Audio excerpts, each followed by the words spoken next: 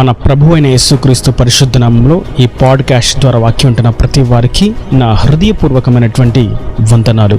దేవుడు మిమ్మను దీవించునుగాక. లూకా సువార్త 16వ అధ్యాయము 15వ వచనం. ఆయన, మీరు మనుష్యుల ఎదుట నీతిమంతులని అనిపించుకునివారు, కానీ దేవుడు మీ హృదయములను ఎరుగును. మనుష్యులలో ఘనముగా ఎంచబడినది దేవుని దృష్టికి అసహ్యము. చదివినటువంటి వాక్య భాగంలో మనం ఒక శ్రేష్టమైనటువంటి విషయాన్ని గమనిస్తాం.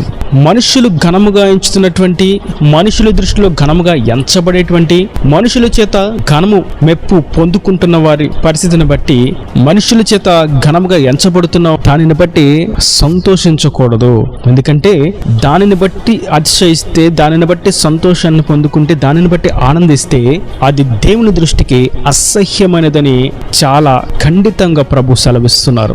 ఇక్కడ మనం గమనించినట్లయితే ప్రభు ఈ మాట ధనాపేక్ష కలిగినటువంటి పరిచయులతోనూ, ఇంకను పరిశుద్ధత లేని, శక్తి లేనటువంటి, భక్తి కలిగినటువంటి జనులతోనూ ప్రభు సెలవిస్తున్నారు. అదేతనగా మీరు మనుషుల్లో ఘనమైనదిగా ఎంచబడిన వాటి కొరకు ప్రయాసపడుతున్నారు. అనగా మంచి పేరు కొరకు, మంచి ఖ్యాతి కొరకు, మంచి బిరుదుల కొరకు, ధనము కొరకు, విలువైనటువంటి వస్త్రాల కొరకు, విలువైనటువంటి స్థానము కొరకు, శ్రేష్టమైనటువంటి ఆహారము కొరకు, ఇంకను శరీరాన్ని సుఖపెట్టేటువంటి ఈవుల కొరకు, వీటి కొరకు మీరు ప్రయాసపడుతున్నారు. వాటిని బట్టి మీరు సంతోషిస్తున్నారు. దానిని బట్టి మీరు అనుభవిస్తున్నటువంటి స్థితిని బట్టి మిమ్మల్ని చూచిన వారు మీ గురించి మాట్లాడుతున్నారు. ఆహా, వీరు ఎంత ఘనమైన వారు, వీరు ఎంత విలాసవంతమైనటువంటి జీవితంను జీవిస్తున్నారు, వీరికి ఏది కొదువు లేదు, వీరు ఎంతో దేవుడి చేత ఆశీర్వదించబడినటువంటి జనాంగము అని అనిపించుకుంటున్నారు. అయితే ఒకటి వాస్తవం, మనుషుల దృష్టికి మీరు చేసేటువంటి పని ఘనముగా ఎంచబడినప్పటికీ నా దృష్టికి అది అసహ్యమైనది. ఎందుకంటే చేసే ప్రతి పనిలో కపటము, కక్ష, ఈర్ష, ద్వేషము, ధనాపేక్ష, కాముకత్వము, మోసము, అన్యాయము, భేదాలు, లాభాపేక్షలే దాగి ఉన్నాయి. కనుక మీ అంతరంగమును నేను చూసి, మీరు చేస్తున్న పనిని బట్టి, మీరు పొందుకున్నటువంటి పేరుని బట్టి నేను దానిని అసహ్యముగా ఎంచుతున్నానని ప్రభు సెలవిస్తున్నారు. నేటి వాక్యం వింటున్నటువంటి నా ప్రియ సహోదరులారా, మనము దేవుని దృష్టికి ఘనమైనదిగా ఎంచబడే వాటి కొరకు ప్రయాసపడాలి తప్ప మనుషుల దృష్టికి ఘనముగా ఎంచబడేటువంటి వాటి కొరకు వారి చేత మనము ఘనపరచబడాలని కోరుకోవడం చాలా తప్పు పద్ధతి, తప్పుడు విధానమని పరిశుద్ధాత్మను సెలవిస్తుండగా మనం ప్రభు దృష్టికి యోగ్యమైన వాటి యందు లక్ష్యం ఉంచుదాం. ఈ లోకతత్వం వారు చేసినటువంటి పనిని బట్టి, వారు చేసినటువంటి క్రియను బట్టి మనుషులందరూ నన్ను మెచ్చుకోవాలి, దీనిని బట్టి అనేకులు స్పందించాలని కోరుకుంటారు. అది సాతాను యొక్క హృదయం, సాతాను యొక్క మనస్సు. నేను పెట్టినటువంటి ఈ వీడియో ఎంతమంది చూశారు, నేను చెప్పినటువంటి ఈ వాక్యం ఎంతమంది విన్నారు, నేను పాడినటువంటి ఈ పాట ఎంతమందికి అందించారు, ఇలా మనుషుల దృష్టిలో యోగ్యమైన దానిగా, మనుషుల చేత ఘనముగా ఎంచబడే విషయంలో, మనుషుల దృష్టికి ఘనముగా ఎంచబడే వాటి కొరకు ప్రయాసపడితే ఆ ఘనత పొందుకున్నప్పటికీ దేవుని దృష్టిలో అది అసహ్యమని. ఒకవేళ సోషల్ మీడియాలో లక్షలాది జనులు, కోట్లాది జనులు వారి అనుచరులుగా ఉండుండొచ్చు, లేదా వారు అనేకమైనటువంటి వేల మంది, లక్షల మంది క్రైస్తవులను ప్రభావితం చేసేటువంటి ఆ స్థితిలో ఉండుండొచ్చు. అయితే వారు అంతరంగమున శుద్ధి, అంతరంగమున సమర్పణ, అంతరంగమున ప్రతిష్ఠిత, అంతరంగమున దేవుడు చూస్తున్నాడు అనేటువంటి భయము లేనటువంటి భక్తి కలిగి చేస్తే అవి ఎంత ఉన్నతంగా ఉన్నప్పటికీ అది దేవుని దృష్టికి అసహ్యమైనది. నేడు మనం గమనిస్తూ ఉంటే ఈ అంత్య దినాల్లో ప్రభువు లేని ప్రభావవంతమైనటువంటి క్రియలు అనేకము మనకు కనపడుతూ ఉంటాయి. ఆ ప్రభావవంతమైన ఆ దేశాన్ని లేదా ప్రపంచాన్ని వారి వైపుకు ఆకట్టుకునే విధంగా ఎన్నో జరిగినప్పటికీ, ఎన్నో వింతైనటువంటి విషయాలు జరిగించినప్పటికీ ప్రభు దృష్టికి మాత్రం అది అసహ్యమైనది. ఎందుకంటే అది ఆయన చిత్తమైనది కానే కాదు. దావీదు అనుకున్నాడు, నేను రాజును కదా, ఏం చేసినా సరే ఎవరు అడిగేవారు లేరు, నాకు చాలా పేరున్నది, నేను ఏదన్నా అడిగితే ఎవరన్నా చేయవలసిందే అని ఒక స్త్రీని తన ఇంట చేర్చుకొని ఆ స్త్రీతో పాపం చేశాడు. ప్రభు దృష్టికి అది అసహ్యమైనదిగా ఎంచబడింది. తాను అనుకున్నాడు, ఇది నా ఘనతకు, ఇది నా రాజరికానికి ఎంత గొప్ప భాగ్యము, లేదా దీనిని బట్టి నేను అతిశయిస్తున్నానని అనుకుని ఉండొచ్చు. కానీ ప్రభు అంటున్నారు, అది నా దృష్టికి అసహ్యము. సౌలు అనుకున్నాడు, రాజైనటువంటి సౌలు, నేను నా రాజరికానికి తగినట్లుగా దేవునికి శ్రేష్టమైనటువంటి వెండిని, శ్రేష్టమైనటువంటి వస్తువులను, ఈవులను, పశువులను బలిగాను అర్పిస్తాను చేస్తాను అని అనుకున్నాడు. కానీ తనకు తెలియదు తాను చేసినటువంటి పని దేవుని దృష్టికి అసహ్యమైనదని. ఈ క్రియలు మనం మనుషుల దృష్టిలో, లోకము దృష్టిలో ఘనముగా ఎంచబడినప్పటికీ దేవుని దృష్టిలో మాత్రం అది అసహ్యమైనది. కనుక మనం ఏది చేసినప్పటికీ అది దేవుని దృష్టికి యోగ్యమైనదిగా ఎంచబడే విధంగా మనం ప్రవర్తించవలసి ఉన్నది. పాట పాడినా దేవునికే మహిమ, సంగీతమును వాయించినా దేవునికే మహిమ, సాక్ష్యాన్ని ప్రకటించిన దేవునికే మహిమ, స్వార్థను ప్రకటించిన దేవునికే మహిమ, సేవ చేసిన దేవునికే మహిమ, చిన్న పని చేసిన దేవుని మందిరంలో అది దేవునికే మహిమ. మనం శుభ్రంగా ఆశీర్వాదకరంగా సమృద్ధి కలిగి ఉన్న దేవునికే మహిమ, కొదువులని తీర్చబడిన దేవునికే మహిమ, కొరతలు అన్నీ ఉన్న కొదువలే కలిగిన, ప్రాణాపాయమే కలిగిన అప్పుడు కూడా దేవునికే మహిమ. ఎందుకంటే దేవుని దృష్టిలో యోగ్యమైన వాటి యందు మనం లక్ష్యం ఉంచినప్పుడు, మనస్సు పెట్టి ఆ మార్గములో సత్యములో మనం కొనసాగుతున్నప్పుడు అది మాత్రమే దేవుని దృష్టికి ఎంపికైనదిగా ఉంటుంది.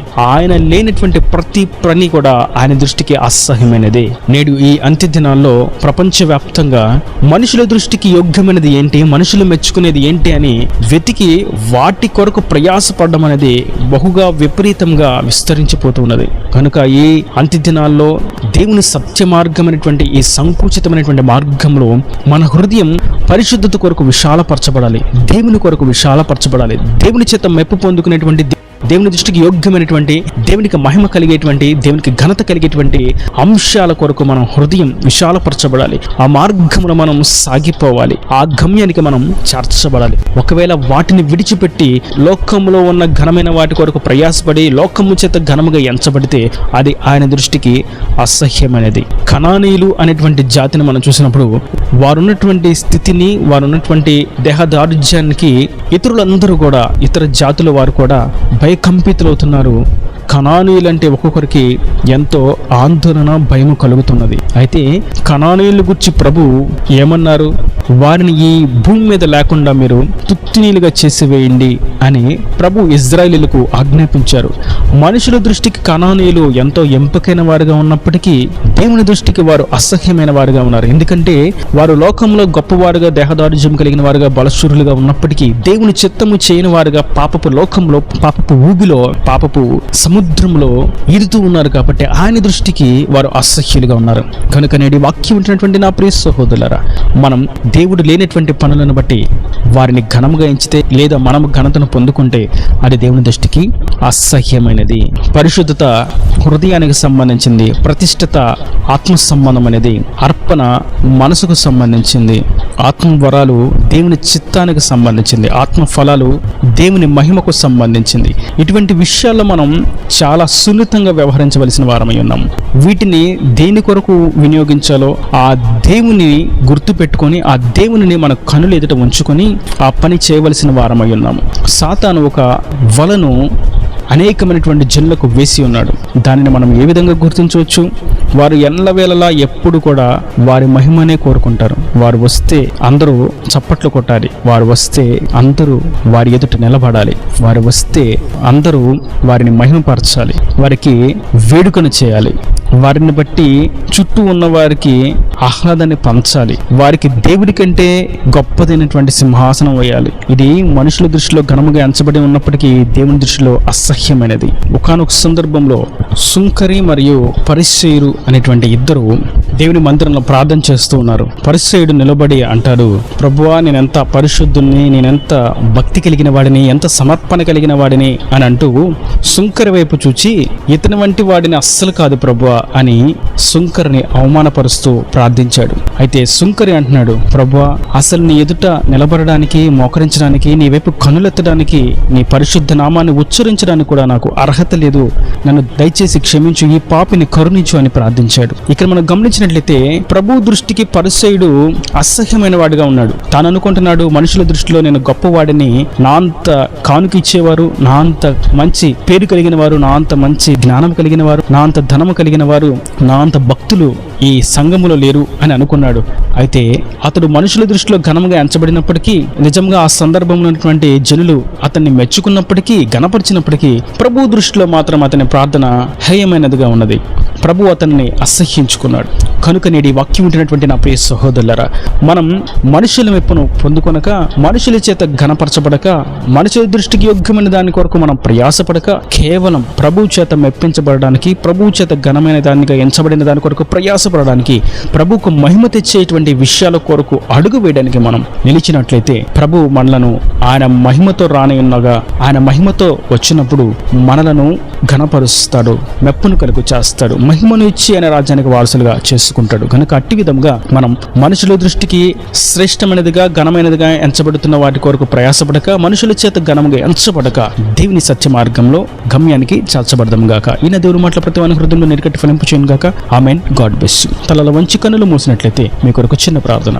ప్రేమ స్వరూపీకరణ కటాక్షంగా తండ్రి, నా ప్రభు వాక్యం ప్రతి వారిని మీరు నిండాలుగా దీవించండి. నా తండ్రి, మనుషుల దృష్టిలో ఘనంగా ఎంచబడాలని ప్రయాసపడద్దు, అది నా దృష్టికి అసహ్యమైనదని మీరు సెలవిచ్చారు. ఏ విషయాల్లో మనుషుల చేత మెప్పించబడాలని, గణపరచబడాలని మేము ప్రయాసపడుతున్నామో, దయచేసి వాటన్నిటి విషయాలు మీరు క్షమించి నీ దృష్టికి యోగ్యమైనది చేటుకు సహాయం అనుగ్రహించండి. ఇంక నీ వాక్యం ప్రతి వారిని మీరు నిండాలుగా దీవించండి. ఇంకను నీ చేత గణపరచబట్టుకు కృప దయచేయండి. మనుషుల చేత గణపరచబడేటువంటి అంశాలకు దూరంగా ఉండటకు సహాయం అనుగ్రహించి నీ రాకడ రాజ్యాన్ని సిద్ధపరచమని యేసు పరిశుద్ధ నామమున ప్రార్థించి వేడుకుంటున్నాను తండ్రి. ఆమేన్. ఆమేన్.